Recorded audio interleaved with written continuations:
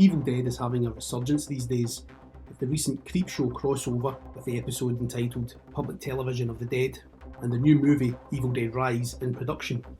And while the franchise is looking forward, it's always fun to take a look at the earlier entries in the series.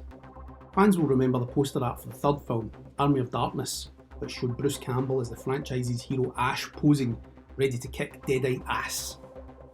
One thing about the poster that always struck me, and no doubt other fans, was how Bruce's shirt was ripped and how his physicality was a little exaggerated. Sci-Fi Wire just ran an article about why Ash is shown with an unrealistic bodybuilder physique. They write, Army of Darkness, the trilogy capper in Sam Raimi's original Evil Dead trilogy, is pretty wacky. Ash Williams is sent back in time to the Dark Ages, where he battles skeletal warriors with a shotgun and a chainsaw for a hand. The gonzo plot synopsis alone makes it iconic, but even after 28 years, the story gets a little bit weirder and groovier. Answering a fan tweet on social media, Bruce Campbell shed some light on the film's international poster, which features Ash with bulging pectoral muscles he didn't have in the finished movie, or, real life. According to the actor, the Adonis-like artwork can be chalked up to the foreign box office power of the T-800 himself, Arnold Schwarzenegger. Yeah, producer Dino De Laurentiis had his hands all over that, he wrote. It's the foreign poster. He knew that Schwarzenegger sold overseas, so he made me look like Arnold. It's very silly. So there you go. The reason for Ash's abs is because they were trying to sell this as a Schwarzenegger clone. That's crazy. The film is so unlike the big action movies Arnie was doing, but I suppose it's all marketing smoke and mirrors, doing anything they can to get bums in seats. You've got to wonder how many people fell for it and what they thought of the movie and its slapstick humour. I always thought the poster was great. It's embracing the fact it's a B-movie and one that's got its tongue firmly in its cheek. It might not be accurate, but considering Ash's overinflated ego in the movie, this is the poster for the movie he saw in his mind. This is how he actually sees himself. The arc of Ash is interesting.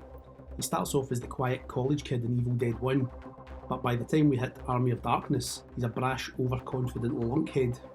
This persona was brilliantly amplified in the Ash vs Evil Dead TV series later. Sadly, the marketing strategy didn't really work, as Army of Darkness bombed at the box office when it first opened in 1993. It brought in a little over $21 million against a production budget of $21 million, and $10 million of that came from sales abroad. In the last few decades, however, the film has accrued a major cult following, which usually seems to be the case with many of Raimi's projects like 1990's Darkman. At the time it came out, I had high hopes for Army of Darkness, but I can see why its box office performance was disappointing.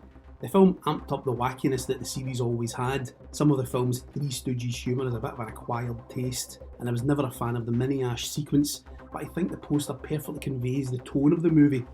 The article then goes on. A new Evil Dead film, entitled Evil Dead Rise, is currently in the works with Lee Cronin attached to direct. From this point forward, the new movies in the franchise kind of have to stand on their own, which is fine and liberating, Campbell said in 2020. You could have different heroes, different heroines in this case. This one's going to be a little more dynamic.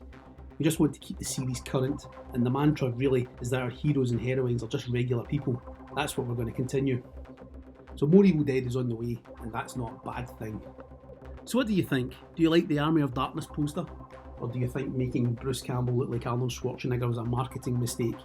Leave a comment, smash the like button and subscribe to the channel, and I'll see you next time.